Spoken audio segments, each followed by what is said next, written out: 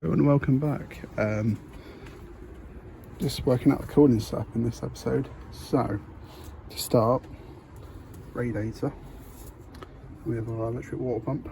So, because of the hose sizes on this, I've had to get a silicone reducer that goes from, I can get the right size, 38. So I've got 35 to 25, and that fits. So I've cut it down, so it comes out. And then in here, I could have bought another silicone reducer, but instead I bought this 1-inch barb fitting. It's AN16, and that goes into the water pump.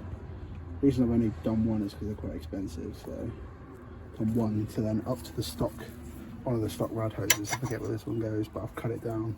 See, it goes in there. The battery situation, what I've got to make now is the front to rear cable. So you can see in there, the battery's mounted. I've done the earth cable, bought some purple heat shrink, but it wasn't the right size, so it's a bit meh. I bought a Crisco battery holder. I've got the cable to run the back, so next we need to make that front to rear cable, so let's do that next. Before we make that battery cable, I decided to do away with what I did on the this side of things, because I used the battery terminal, sort of cut it about, and then thought, oh, I can use that as the terminal, but I thought it's probably best to just do it properly. So I've crimped proper terminals on there. So that's all nice. I used purple heat shrink. Actually fits all right on this side of things. It was a bit big for the back cable, but now I'm just figuring out where I'm going to run the cable first. Use that pipe to pull this through, pop the hole in the grommet, so then it's come through. That's it. So now we need to work out a way to route it. So what I'm thinking is going to go down behind this panel and then pop these trims off and just run it along here, I think, under the carpet, if I can pull the carpet up, and just straight over to the back. Yeah, so let's get some more pulled through and we'll pop it down here. I'll pop, oh, that should just come off. That was a screw there. Take that off. And then put it under here, I think. So that's that cover off. Let's see if we can get this up. Oh, it comes up quite easy, and then pull that. Have to slot it in there, I think.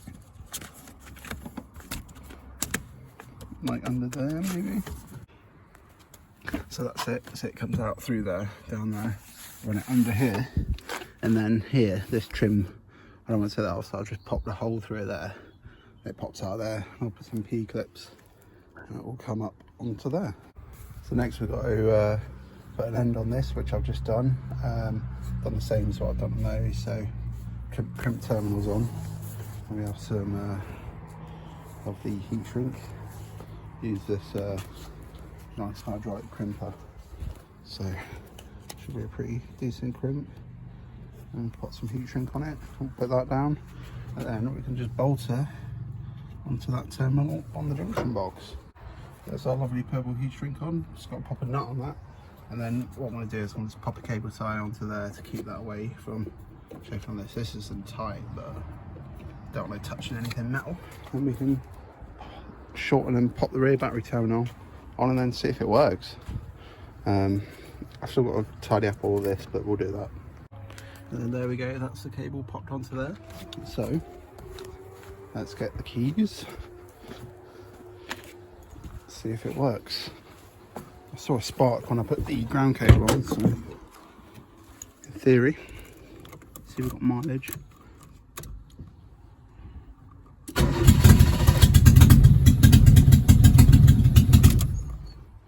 It worked. Cool. Running a bit weird, but usually does that. And to finish it off for that cable, I've just popped 2 P-clips on there. So then that holds it against there. It looks nice, and I've trimmed the carpet flat there. So that looks alright. Bit of movement on it. You know, it's not just to keep it sort of along that line, but yeah. So I haven't been able to really check if the clutch works properly because I've not had the shifter in. So my dad got this welded up. It's my solid rear shifter mount. It's gonna run a wire wheel over it, so like a grinder, clean it up a bit, and we can bang the main shifter bar and then the linkage in, and then see if the gear shifter works. So then I've got it spun in at the front and I'm just bolting it in the back. I've left this bolt loose for now. We're just going to tighten these up, then tighten the front up, then tighten that up, and hopefully it should be alright, and then we can get the actual linkage in that goes from the selector to the actual shifter rod. So let's do that. So then this is the actual shifter rod that actually does the shifting. Need to replace this spring. If you didn't know, this is why most Micras, when you wiggle the gear stick, it doesn't spring back to centre, because these springs break so often. I'm just going to leave it how it is, to be fair. I'll put a new spring in. But we've got the bolt that goes onto the shifter end, and this goes onto the box. So you just need to get this the right orientation. So obviously it's been like 8 months since I took all this shit out, so yeah, let's get some sockets and stuff the right size and we'll try bang it in. So it's really difficult to film while trying to put them in, but as you can see, put that rod in. I've just spun the nuts on for now. Let's check it's all correct. So first, second, third, sick. Oh, I'm happy with that. Right, let's get all those bolts tied up and see how it feels. So start it up, check the clutch was okay, and selected the gears. Now when you put it into gear, the speeder goes up before you release the clutch. So I don't know if that just means there's drag on it, because when you're idling, this one's kind of spinning slightly. Yeah, that's sort of normal-ish. And also I think the clutch cable needs adjusting, but the only way to tell is you have to put the front wheels on, lower it down, and then see what happens. See if we've actually got drive, you know, with the wheels on the ground and know where they can't just free spin. So we're going to try that tomorrow and see what happens. Yeah. Oh, that's freed off, isn't it? Must have been spinning all right. Very manky as fuck. But yeah, no, I'm happy. Shifters in, and it's one of those, it feels pretty good, to be honest. It feels like nice and